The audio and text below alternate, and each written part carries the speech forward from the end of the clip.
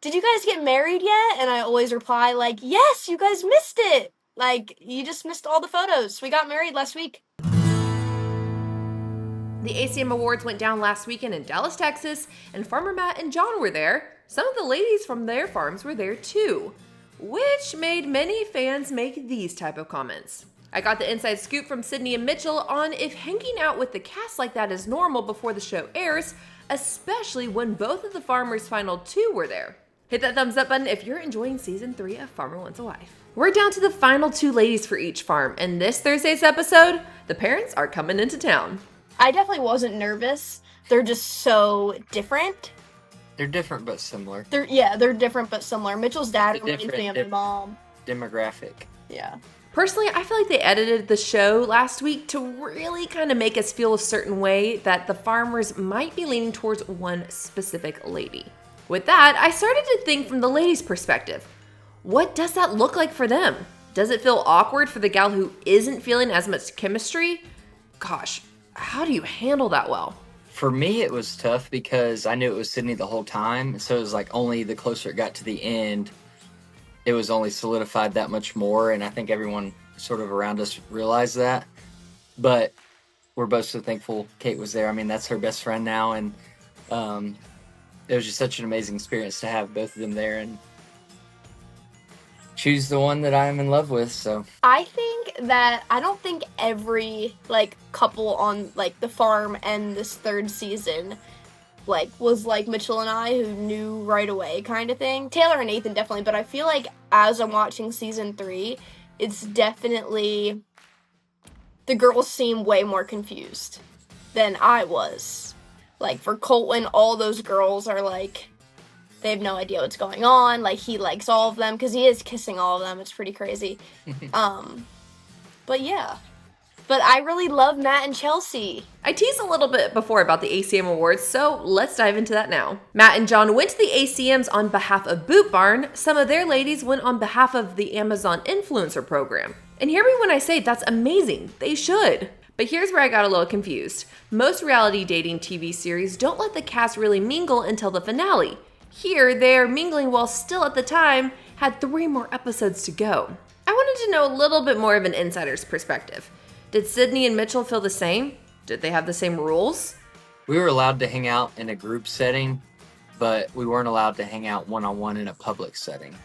Because like the finale party, or what was it, the reunion, it's like that hadn't, it only, I don't know even what It was to like, say. no, I know what you're saying. Like when we watched the finale, we were all together in Nashville. There was a finale party, Yeah. and they were emailing us, and they were like, "You cannot be talking to each other." Like Mitchell and I, like you cannot Even after I be. picked you. Yeah. Yeah. Even after he picked me, they were like, "You cannot like even seem like you're Interact. dating," and it stunk because it was the finale party. I think over 20 of my family and friends flew in to Nashville to watch it. Like I had such a big support group, and there was a person from Fox there watching Mitchell and I specifically, like literally watching us at this event. And then someone got a picture of me, not even beside Sydney, but like her family was in the background commingling, and it was on the Facebook page, you know. And they're like, "Well, it looks like they're still together." So When I see all these photos at ACMs, I was like, how do you do this well? And like I would almost not want to interact because I would be overthinking, shoot, am I smiling too long at Yeah. for sure, Yeah, it's that deep. yeah. But I mean, at that point, I was like, I don't even care anymore. Like Mitchell's my boyfriend. Like if I want to even just talk to him, like no one's gonna tell me that I can't stand next to him and speak to him. I got irritated because I wanted to have a good experience, and he was my boyfriend. I'm like, I want to celebrate with him. So that, yeah.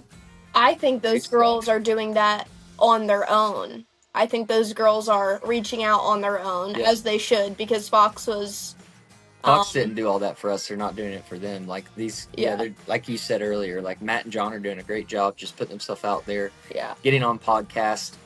And that's what I spoke to them a lot before the show, because they're like, "How was your experience? How would you do it again?" I was like, "Y'all can take it however you want. You know, you're going to be put on national television for weeks in a row.